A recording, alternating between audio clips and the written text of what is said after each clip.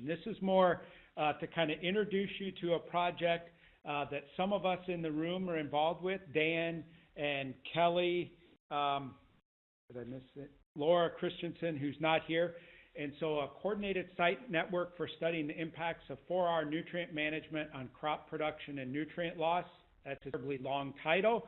And it's also a long list of investigators that are involved with it. You can't read it because the font's too small. But we have, I'll tell you the collaborators when we look at the sites across the region.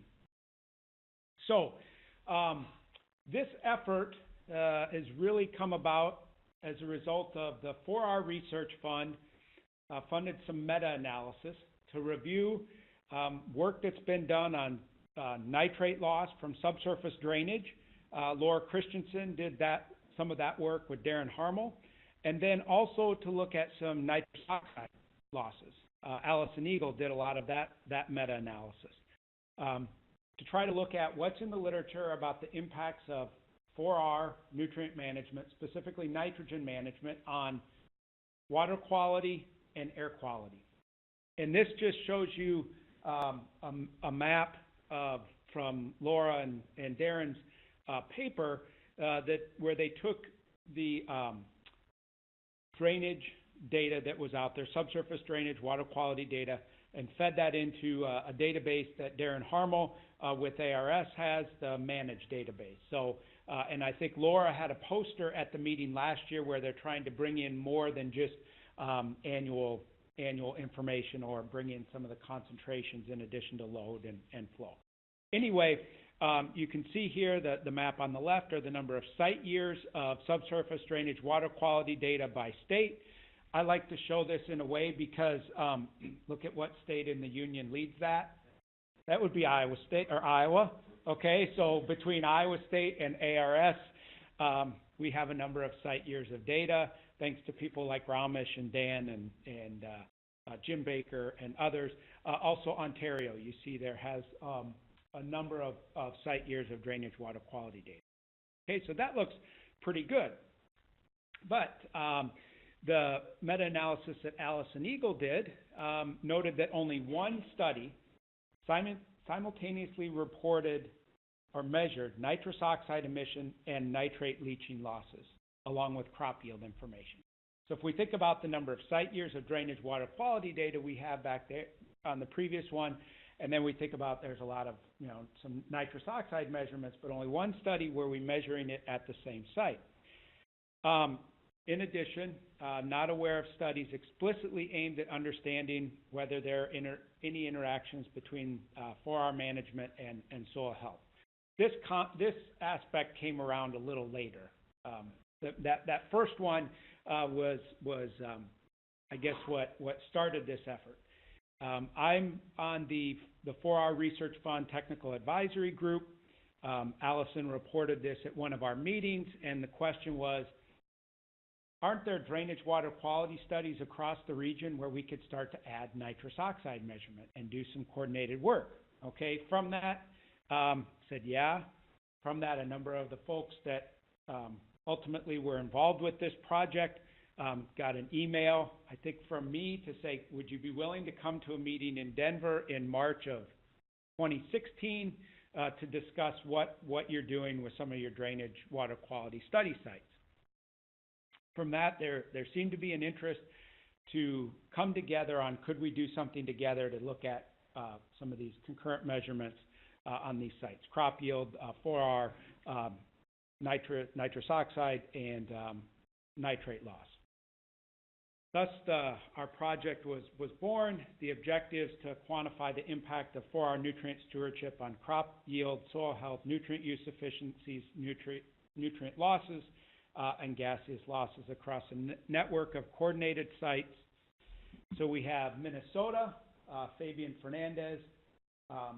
We have our Iowa site in northwest Iowa. We have the Iowa ARS site that Dan leads in central Iowa. Kelly Nelson's site in northeast Missouri. Two sites in Illinois, one led by Laura Christensen and her collaborators, one led by Lowell Gentry So that's a Mark David site, and Lowell manages that.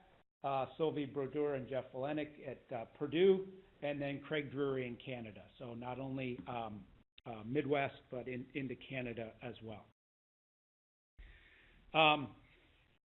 You can't read all this. You can find it on the slides later on.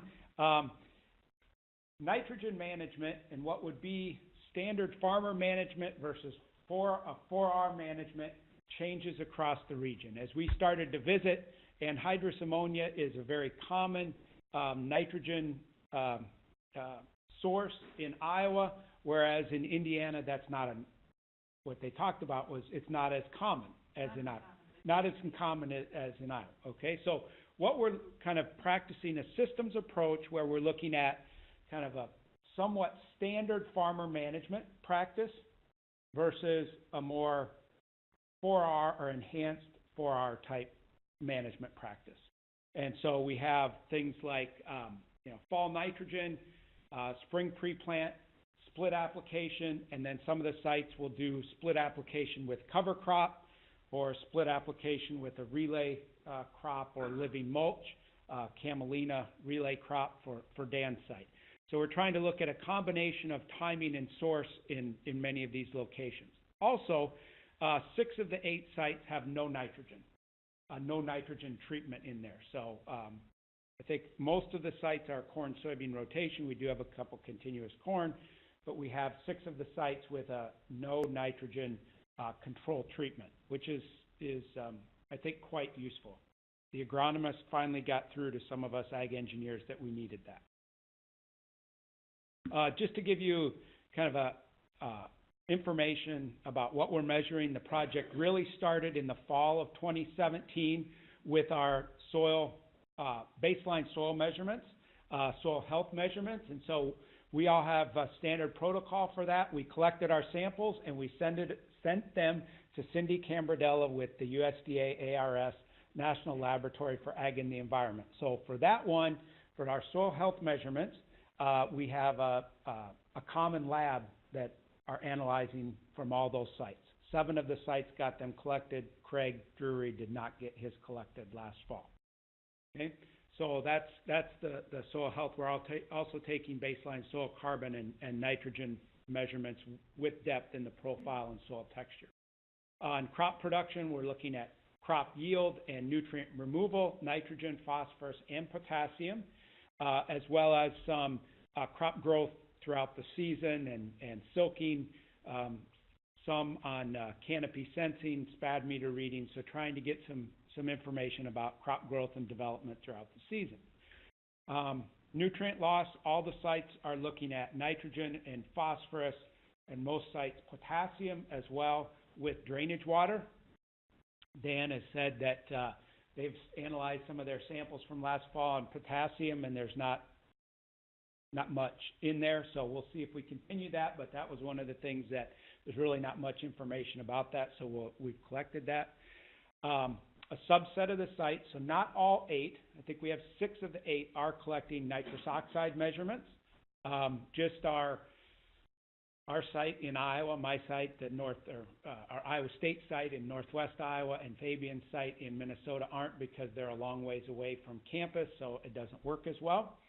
And then Craig Drury is continuing with some work on ammonia volatilization loss from the nitrogen application. And if we can get more funding in the future, that might be an aspect that some other sites add as well, because it's, as our group talked, it's somewhat unknown and could be a bigger loss mechanism than we attribute to it in some cases.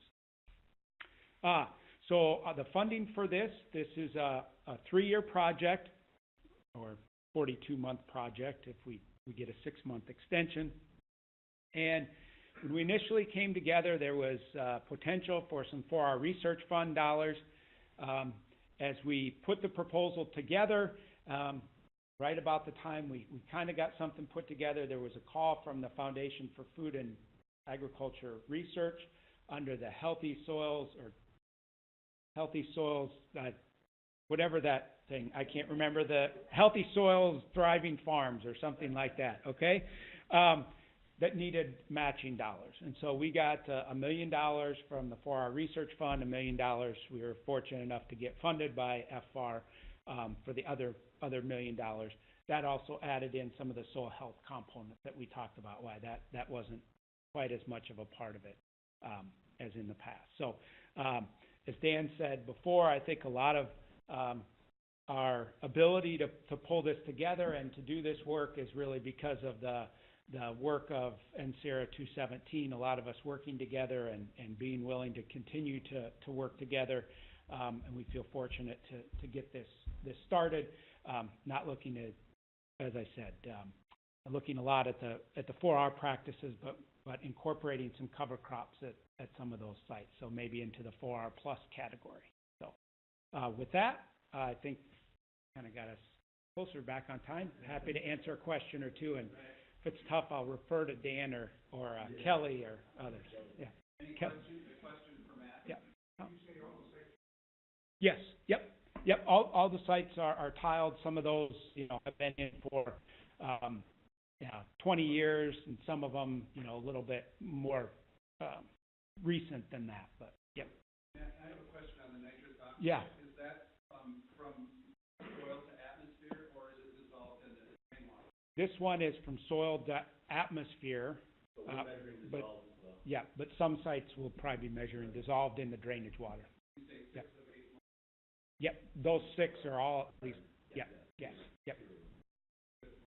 So with this project, but Dan, there's a student that's now a postdoc, Morgan Davis, that was actually at this meeting last year, and he does work on nitrous oxide from saturated buffers, and has been looking at both emissions, off the ground surface, but then dissolved in the water, and then factoring in the indirect emissions that would happen if that water goes downstream. And so, and actually, I should say not part of this, but I guess in a sense where there might be another site where we're doing some of this. Morgan got a postdoc and is going to be making nitrous oxide emissions off the ground surface and in drainage, dissolved in drainage water at our Gilmore City site. And he specifically wants to measure some of that N2O and dissolved in the water and factor all that into the indirect emissions that might be happening if that water went downstream, both the nitrate and the dissolved N2O. That's good.